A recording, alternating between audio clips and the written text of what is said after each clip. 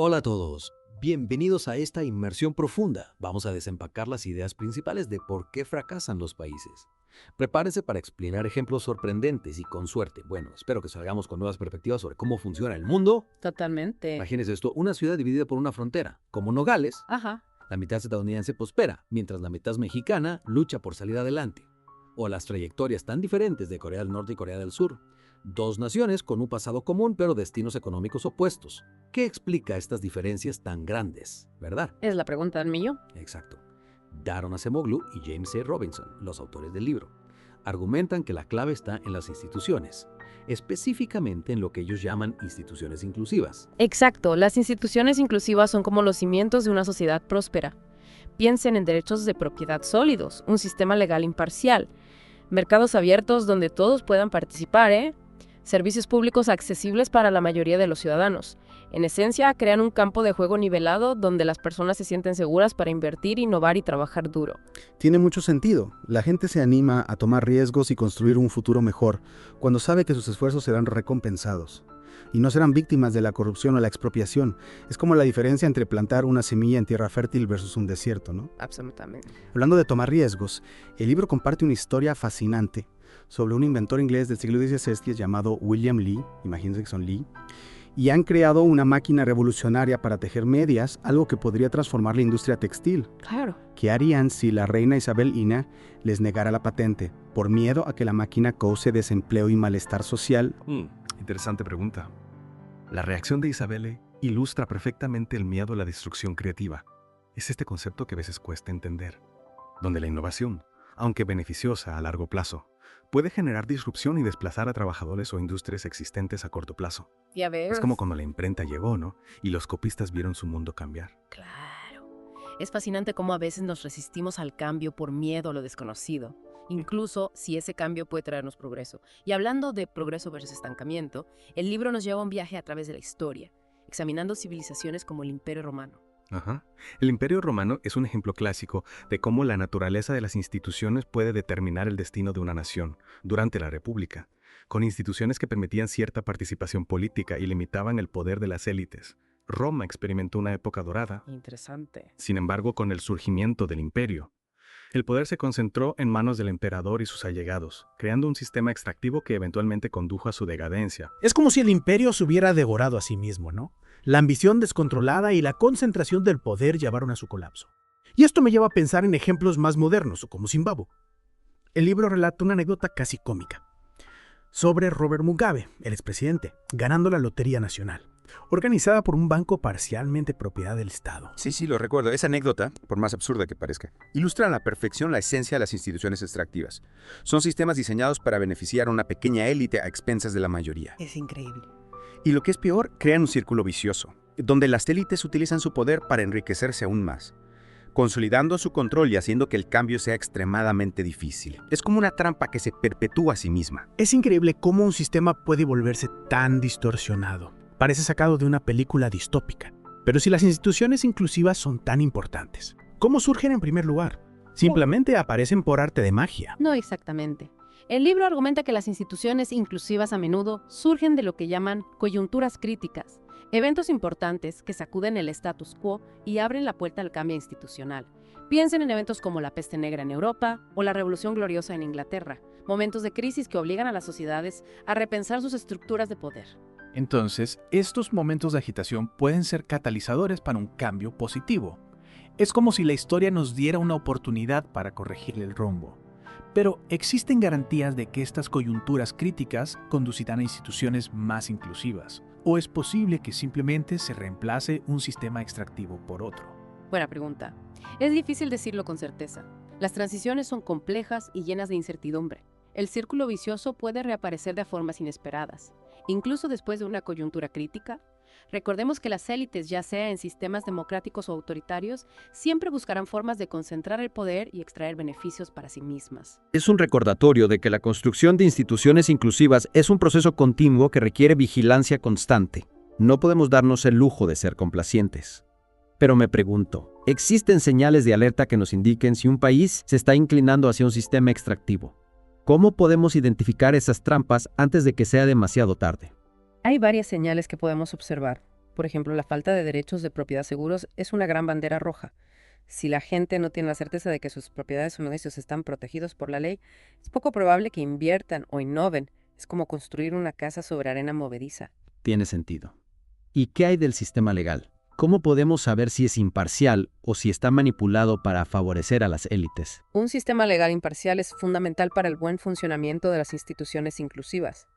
Si el sistema judicial está plagado de corrupción, si los jueces son nombrados por motivos políticos, o si el acceso a la justicia es prohibitivamente costoso para la mayoría de la población, entonces es una señal de que las instituciones podrían estar inclinándose hacia la extracción. Claro, si las élites pueden manipular el sistema legal para proteger sus intereses o para perseguir a sus oponentes, entonces el campo de juego no está nivelado y las instituciones no pueden considerarse realmente inclusivas. Es como un juego amañado donde solo unos pocos conocen las reglas. Exactamente. Y la falta de mercados abiertos y competitivos también es un indicador de instituciones extractivas.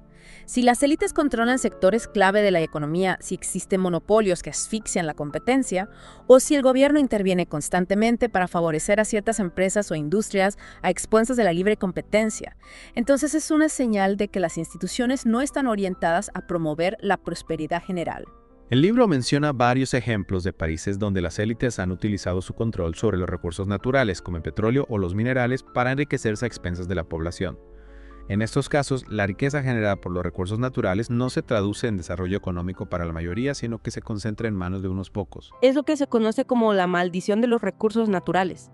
En lugar de ser una bendición, la abundancia de recursos naturales puede convertirse en una maldición si las instituciones son extractivas.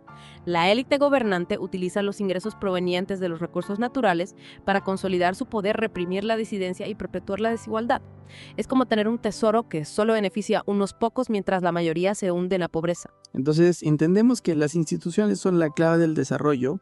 ¿Qué podemos hacer para promover el cambio hacia instituciones más inclusivas en países que aún luchan contra la pobreza y la desigualdad? ¿Es la ayuda exterior la solución? La ayuda exterior puede desempeñar un papel importante en la provisión de asistencia humanitaria en casos de emergencia, como desastres naturales o conflictos armados. Sin embargo, como herramienta para promover el desarrollo económico a largo plazo, la ayuda exterior ha tenido un historial mixto en el mejor de los casos. Los autores del libro argumentan que la ayuda exterior, a menudo, termina reforzando las instituciones extractivas en lugar de debilitarlas. ¿Cómo es posible que la ayuda que se supone que debe ayudar termina haciendo más daño que bien? Bueno, imagínate un país con un gobierno corrupto que recibe una gran cantidad de ayuda exterior. En lugar de utilizar esa ayuda para mejorar las condiciones de vida de la población, el gobierno puede usarla para enriquecerse aún más, para financiar proyectos que beneficien a sus aliados o para reprimir la oposición. Entiendo. En esos casos, la ayuda exterior no solo no soluciona el problema, sino que puede empeorarlo al fortalecer a las élites corruptas. Es como echar agua a un fuego que ya está ardiendo con fuerza. Exactamente. Además, la ayuda exterior puede crear una dependencia del exterior, desincentivando a los gobiernos a implementar reformas que promuevan el crecimiento económico sostenible. Si un gobierno sabe que puede contar con la ayuda exterior para cubrir sus déficits o para financiar sus programas, es menos probable que tome medidas para mejorar la recaudación de impuestos, fomentar la inversión privada o crear un clima favorable para los negocios. Es como si la ayuda exterior en algunos casos se convirtiera en una muleta que impida a los países caminar por sí mismos. Pero entonces, ¿qué alternativas hay para promover el cambio institucional? Mencionaste antes el concepto de coyunturas críticas. ¿Podrías explicar un poco más sobre cómo estas coyunturas pueden ser aprovechadas para impulsar la creación de instituciones más inclusivas? Claro. Las coyunturas críticas son momentos históricos que crean oportunidades para el cambio institucional. Pueden ser eventos imprevistos como guerras, revoluciones o desastres naturales que sacuden el orden establecido y abren la puerta a la transformación. Son momentos donde las estructuras de poder se debilitan y surgen nuevas posibilidades. Es como si la historia nos diera una ventana de oportunidad para reescribir las reglas del juego. Pero ¿cómo podemos asegurarnos de que estas coyunturas críticas se utilicen para construir instituciones más inclusivas y no para simplemente reemplazar un sistema extractivo por otro? ¿Qué se necesita para aprovechar al máximo estos momentos de cambio? Claro que sí, la destrucción creativa es un concepto fascinante. Aunque un poco contradictorio a simple vista, fue acuñado por el economista Joseph Schumpeter, quien la describió como el motor del progreso económico a largo plazo. ¿Y por qué destructiva? Suena un poco aterrador por un proceso que se supone que trae progreso. Bueno, porque implica la desaparición de viejas tecnologías, industrias y modelos de negocio a medida que surgen nuevas innovaciones. Es como un proceso de renovación constante donde lo nuevo desplaza lo obsoleto, Piensen en la llegada del automóvil y cómo transformó la industria del transporte dejando atrás a los carruajes y caballos. Entiendo. Es un proceso que genera ganadores y perdedores. Aquellos que se adaptan e innovan prosperan, mientras que aquellos que se aferran al pasado quedan rezagados. Pero ¿no es este proceso un poco cruel?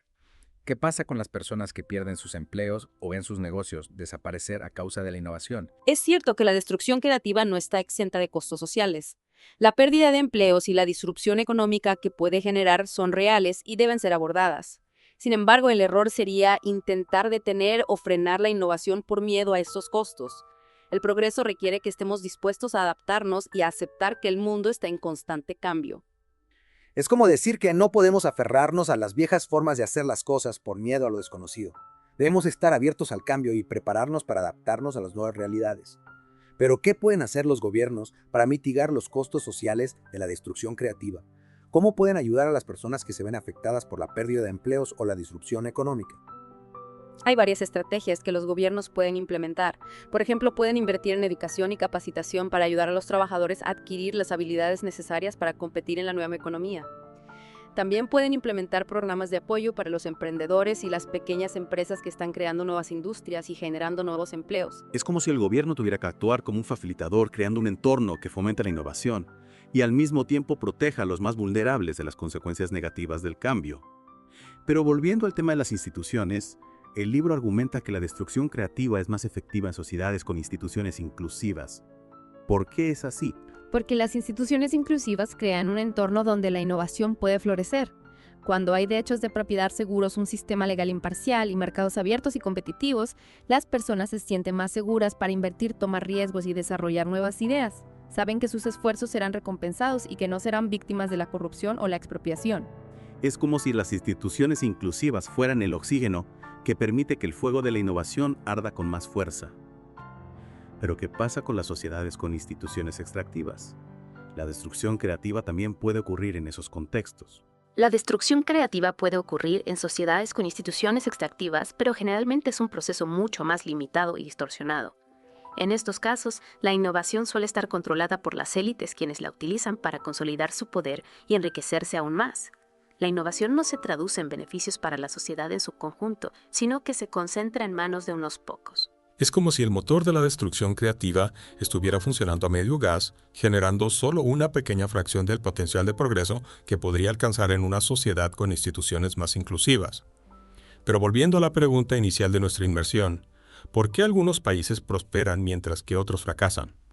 Después de explorar todos estos conceptos desde las instituciones inclusivas hasta la destrucción creativa, podemos llegar a una respuesta más definitiva. Creo que sí. La evidencia histórica y la investigación económica nos muestran que las instituciones inclusivas son el factor determinante que explica la divergencia en el desarrollo económico entre países. Cuando las instituciones son inclusivas, crean un círculo virtuoso que fomenta la inversión, la innovación, la productividad y el crecimiento económico sostenido. Es como si las instituciones inclusivas fueran el ADN de una sociedad próspera. Definen las reglas del juego y crean un entorno donde el talento, la creatividad y el esfuerzo pueden florecer. En cambio, las instituciones extractivas, como un virus, corrompen el sistema y lo debilitan, impidiendo que las sociedades alcancen su máximo potencial. Exactamente. Y lo más importante es recordar que las instituciones no son inmutables. Pueden cambiar y de hecho cambian a lo largo del tiempo. Las sociedades tienen la capacidad de transformar sus instituciones y crear un futuro más próspero y justo. Es un mensaje esperanzador. Nos recuerda que el destino de un país no está predeterminado. Depende de las decisiones que tomamos, de las instituciones que construimos y del compromiso que tenemos con un futuro mejor. Y para concluir nuestra inmersión, me gustaría dejarles con una pregunta para reflexionar. ¿Qué podemos hacer cada uno de nosotros para promover la creación de instituciones más inclusivas en nuestras propias comunidades y en el mundo en general? Esa es una pregunta que nos desafía a todos. Y creo que la respuesta empieza por nosotros mismos. Debemos ser ciudadanos informados, comprometidos y activos en la construcción de una sociedad más justa y equitativa. Debemos exigir transparencia y rendición de cuentas a nuestros líderes, debemos participar en los debates públicos, debemos defender los derechos de los más vulnerables y debemos trabajar juntos para crear un mundo donde la prosperidad sea un derecho, no privilegio. Ha sido una inversión profunda, realmente fascinante. Hemos explorado las complejidades del desarrollo económico, las trampas de las instituciones extractivas y las claves para construir sociedades más prósperas y justas. Espero que esta inmersión les haya inspirado a seguir aprendiendo, a seguir reflexionando y sobre todo a seguir actuando para crear un mundo mejor. Hasta la próxima.